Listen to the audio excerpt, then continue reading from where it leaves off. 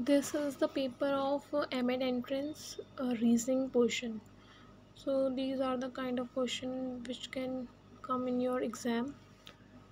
So the first question is what is different, which is different, मतलब आपको ये बताना है इनमें से जो अलग टाइप की हिल्स हैं.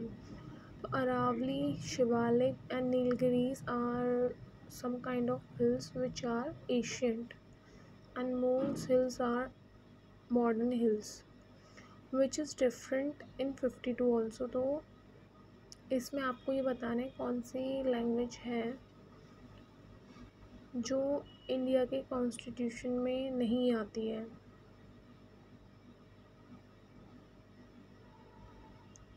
These are the paper. Okay. और ये जो मार्क हो रखे हैं ज़रूरी नहीं है क्वेश्चंस के आंसर्स ठीक हो. सो आप अपने बिहाफ पे चेक करना. बाकी जिसको अगर रीजनिंग आती है that can score better in M.Ed entrance. So आप अगर रीजनिंग पोर्शन पे भी अगर ज़्यादा ज़ोर डालते हो और plus Hindi, so you can achieve 200 something approx 195 170 और 180. So these are the questions.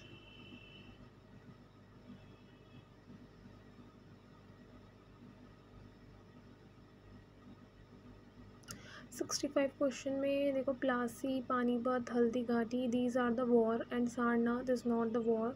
Sarnath is a place where Buddhist Gautam Buddha get enlightenment.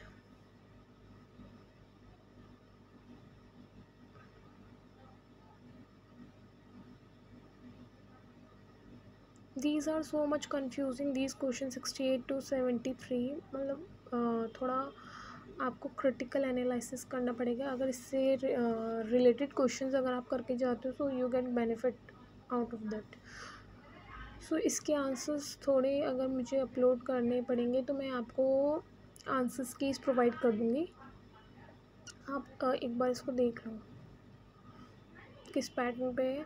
थोड़ा एग्ज़ाम टाइम पे जब मैं बैठी हुई थी मुझे थोड़ा कन्फ्यूजन क्रिएट हुआ था माइंड में, क्योंकि अगर हम एरो वाला क्वेश्चन देखें तो फर्स्ट वो लेफ़्ट में राइट में जा रहा है, फिर वो डाउनवर्ड जा रहा है, फिर वो अपवर्ड जा रहा है, फिर वो राइट है लेफ़्ट हैंड साइड जा रहा है, दोबारा लेफ़्ट हैंड साइड जा रहा है.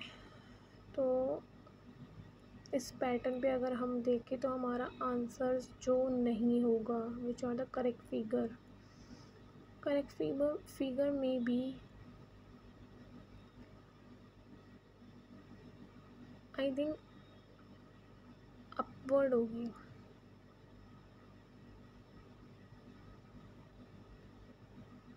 यस, इनके आंसर्स मैं प्रोवाइड करा दूँगी अगर मेरे पास आंसर की पड़ी होगी तो. बट आप ये क्वेश्चन ये है कि एक बार आप अपनी नज़र में रखेंगे ना तो मे भी शायद आप अच्छा स्कोर कर पाएंगे.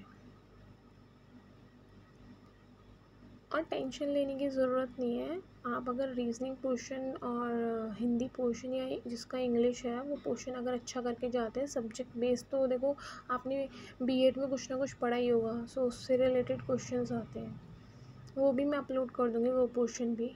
पहले आप ये वाला पोर्शन देख लीजिए.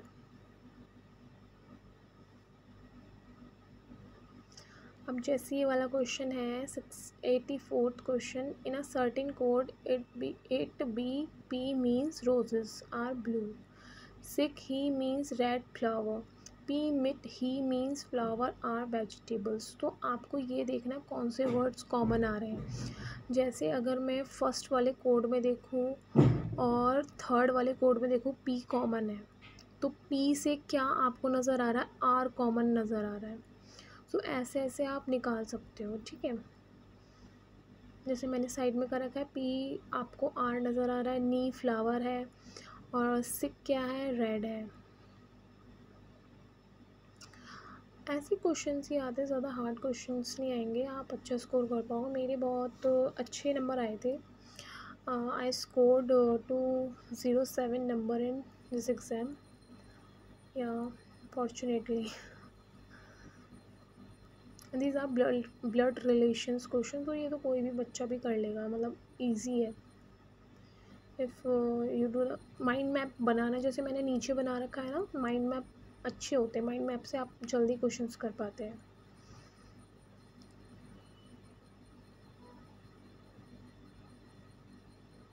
हाँ जी, हाँ जी, ये भी ऐसे ही है, देखिए ब्लड रिलेशंस के हैं, ये भी ब्लड रिलेशन से रिलेटेड है। आप ये देखिए ना कितने इजी क्वेश्चन है। आप ये सोच के जाइए कि अगर मेरी रीजनिंग भी अच्छी होगी तो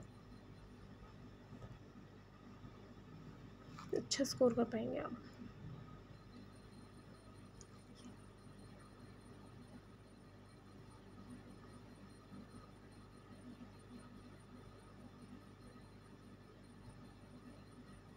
ये अब आपके डिस्टेंस से रिलेटेड क्वेश्चन आ गए, ये भी अच्छे क्वेश्चंस होते हैं अगर आप स्कोर कर पाएंगे।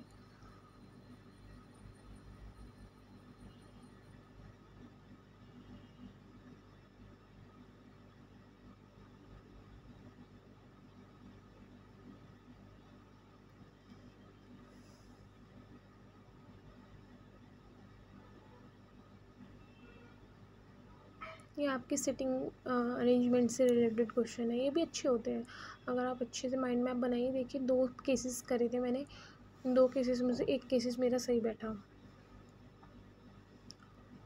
ये देखिए ये सब क्यूब बन रहे हैं, 8 का क्यूब, 3 का क्यूब, 4 का क्यूब, 5 का क्यूब, 6 का क्यूब, अब 7 का क्यूब आएगा।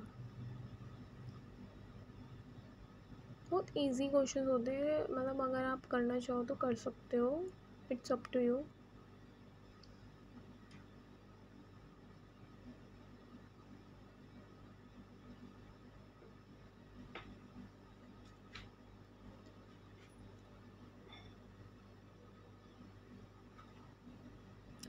These are the questions of reasoning portion. अगर आपको बेनिफिट लगता है then I will upload subject competency portion also which are related to education subject. So thank you for watching this video. Hope you like the video. Please subscribe my channel and stay tuned. I will upload MEd first SAM and second SAM related question paper as well, and I will also guide you through my videos. So thanks for watching.